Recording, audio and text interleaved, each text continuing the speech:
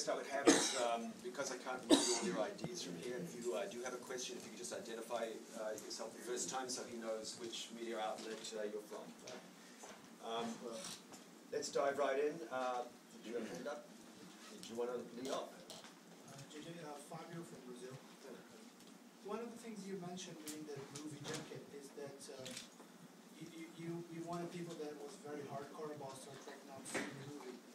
After everything going on, the biggest gross ever you could expect, how did they react to the movie? Did they end up going to the movie, and did they send a lot of feedback for you? The hardcore fans?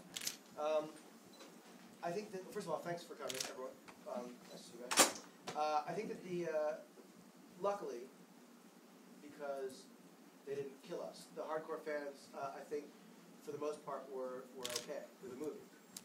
They are a very vocal, passionate. I was warned time and again by many people, you've got to really be careful, you must be terrified doing Star Trek. And it was a little nerve-wracking, mostly because people kept warning me about the fans. But they seem to really embrace it, and I give complete credit to the cast that managed to take over these roles that were iconic roles, even for people who didn't know Star Trek well. Everyone sort of knew, yeah, Kirk and Spock, they sort of knew.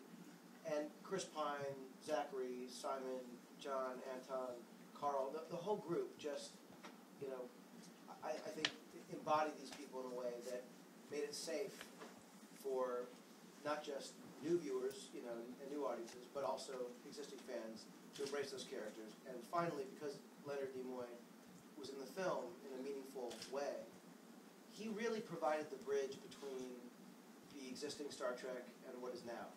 And you could never have made the movie better. Abby? Kathy Bernstein, If Magazine. Love to see it. When you were making the film, how conscious were you of DVD content? Were you thinking about it at all, or has that been, were there things where you went, this will be great, or let's do this for the DVD, or was it? I'm always thinking about the DVD part of it because I'm a fan of the DVD. So I want to make sure that we're doing stuff that is going to be beneficial. So if it's about getting video crews in as early as possible to just document moments that might seem insanely mundane or unimportant, but in a context of how things got made.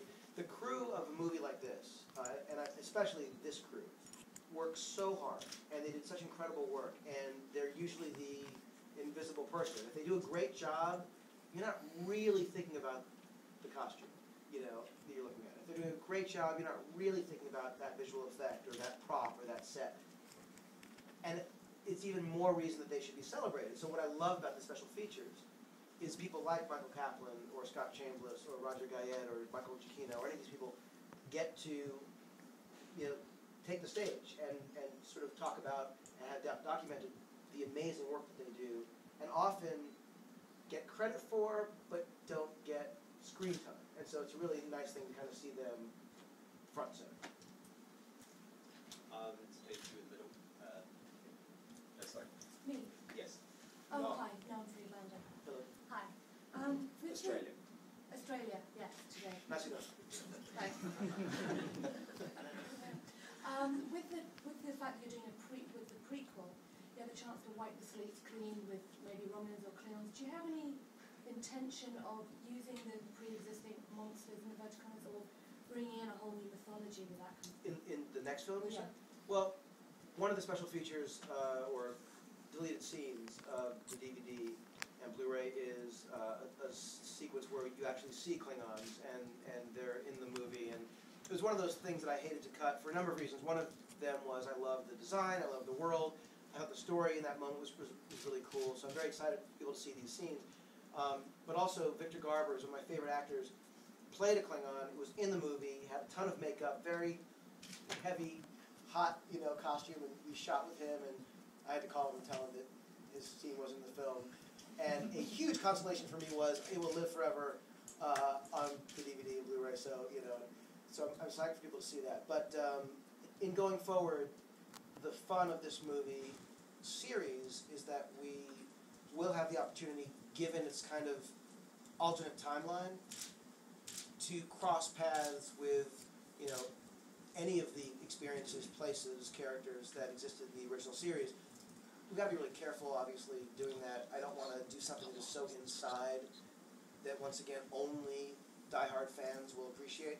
But I guarantee you, whatever the story, and we're just now working on the script, we're just beginning the process of story breaking, whatever the final movie ends up being, I know it will be something that will be, that will, at least the intent, is that it will work on its own terms and be something that you don't need to know and study Star Trek to get.